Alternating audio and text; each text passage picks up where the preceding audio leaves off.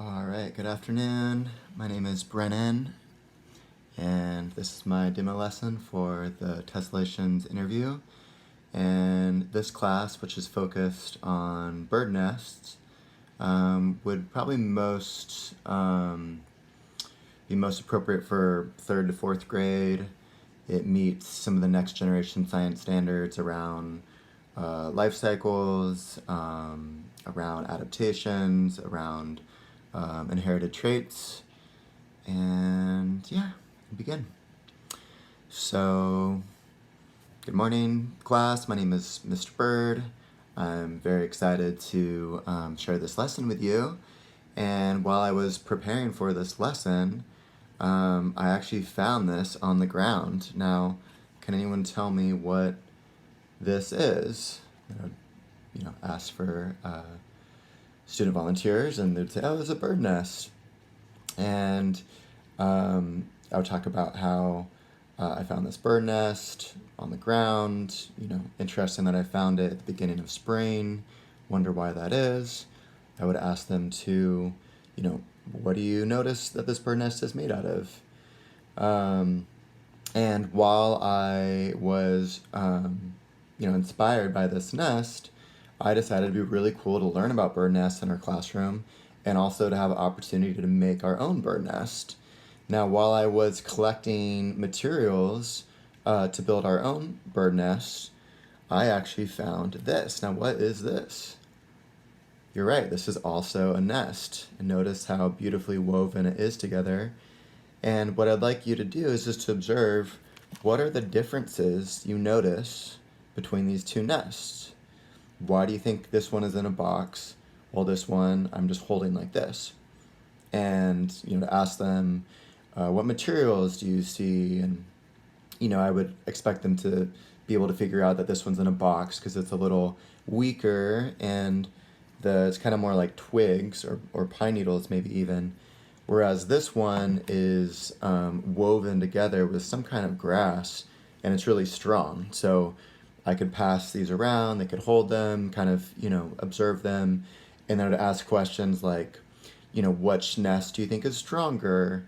Which one would hold up better in the wind or the elements? And maybe even ask them, like, how big were these birds? Or, what habitat, what environment did these birds grow up in? Then I would ask, so why do birds need nests? Why is that? And would expect them to say it's to hold their eggs, to hold their baby birds, for them to be able to grow up, be old enough. Now, what do we call it when an animal has a particular characteristic or trait that it's developed or evolved to help it survive? The word I'm looking for is adaptation, exactly. Bird nests are an adaptation that birds have developed in order to raise their baby birds into adult birds. The nest helps them hold their eggs, it helps protect their eggs, and it helps when the baby birds are born to give them a safe place to be protected from the elements and in some cases from predators. So the bird nest is an amazing adaptation that birds have developed to help them reproduce or to produce more baby birds. Now, do you think that all birds in the entire world make nests? No. Do you think all birds lay eggs? Yeah. So all birds lay eggs, but not all birds make nests. Now, could anyone think of an example of a bird somewhere in the world that lays eggs but doesn't have a nest? I might give them a hint that it's in a cold area. And hopefully they would figure out penguins don't have nests. But their adaptation is they will hold their eggs actually on their feet to prevent them from being on the cold ice and to keep them warm from the elements. So that is an adaptation that penguins have developed to help develop their eggs into baby birds. Now, can anyone think of other adaptations that birds have that help them survive? call on students, beaks for eating and for making nest, obviously feathers and wings. Also, birds have, a majority of birds, I believe, have hollow bones. Could ask them, why do you think their bones are hollow? Well, it helps them fly. So we would spend a little moment going over other adaptations, and then I would show them some of these pictures that I printed out. So this is a bird nest with different eggs in here. And do you think all eggs are the same? No, there's lots of different variety. There's over 700 different species of birds in North America, ranging from a little hummingbird to a California condor. Has a wingspan of 10 feet. So you can imagine the size of the nest depends upon the size of the bird and the size of the eggs. So I'm going to show you these pictures, and I want you to think about what adaptations you see. So what adaptation do you see here? What did this bird do to protect its nest?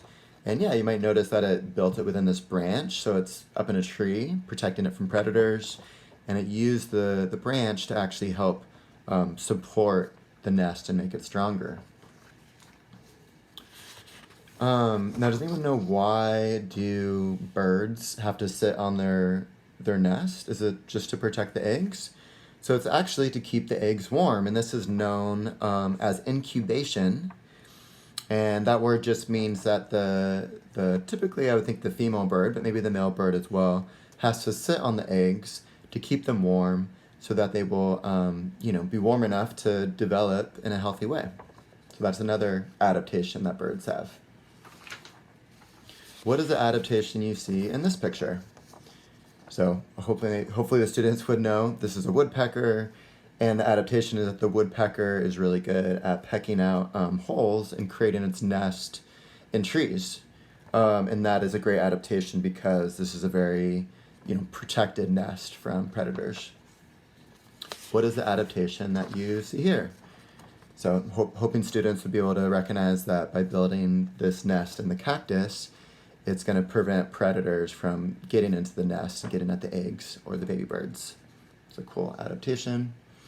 I could also make the connection, between the adaptation the birds have and their habitat. So this is a bird that lives in the desert, so it's adapted to make its nest in this cactus because that's what's available in that habitat.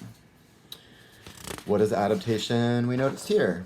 So hopefully students would be able to realize that this is a floating nest that this duck built.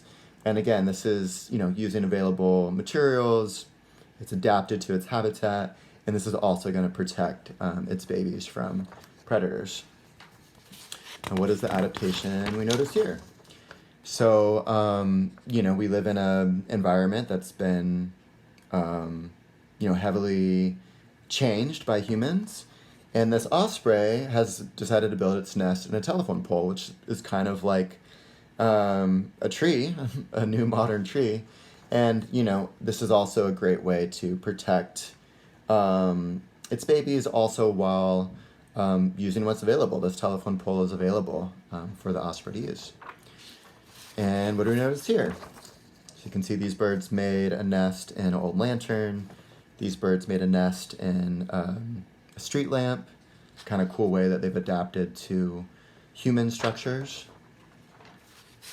And then what do we notice about this? So are birds using their do they have hands to be able to build their nests? No, their nests are built with their beaks. You can see this is a weaver bird, and it's adapted to use grass to weave these nests together. And you can see this is make absolutely incredible nests that hang from these branches. It's going to protect them from the predators while using locally available materials, using these materials from the grasslands here to build their nest. Here's another picture of that weaver bird. Really beautiful nest. And then this is another really cool adaptation that the weaver bird has.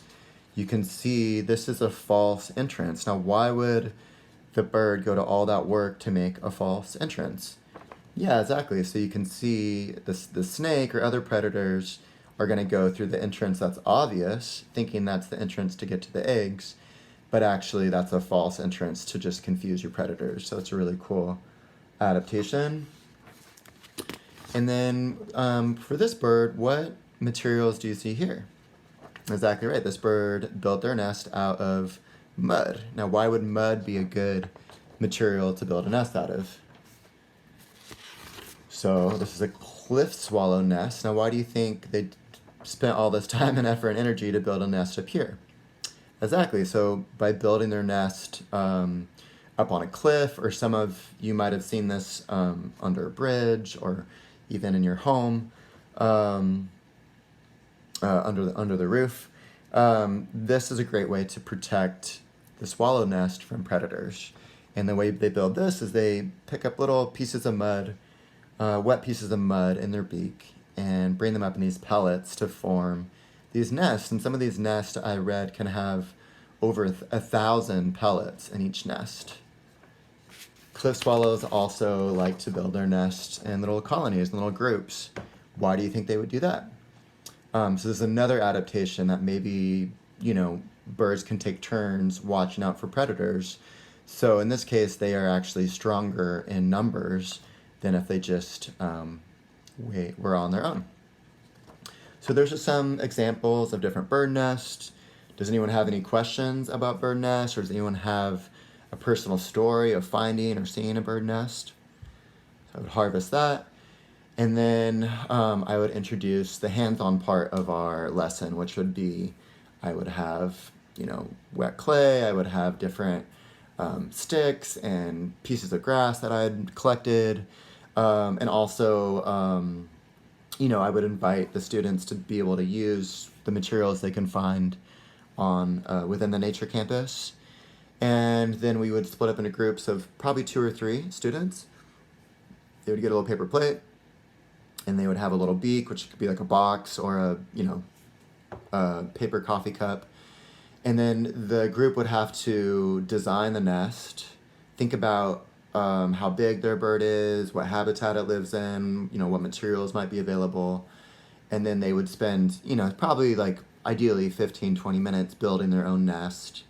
And then we could come back around, do a little tour of the bird nest, and then at the end have kind of a conclusion. So was it hard to build the bird nest? Was it easy? What materials did you use? Do you think it's hard for the birds themselves to build these nests? How much time do you think it takes to build these bird nests? So yeah, that would be the lesson. And I think it combines, something that's engaging with, something that's hands-on, and then also connects to, in particular the season being spring. I could ask them, like, why do birds make their nest in the springtime? Well, that's an adaptation that they want their baby birds to hatch when there's the most food available, which is in the spring and summertime here in California. So yeah, that's my little demo lesson, and thanks so much for the opportunity of the interview.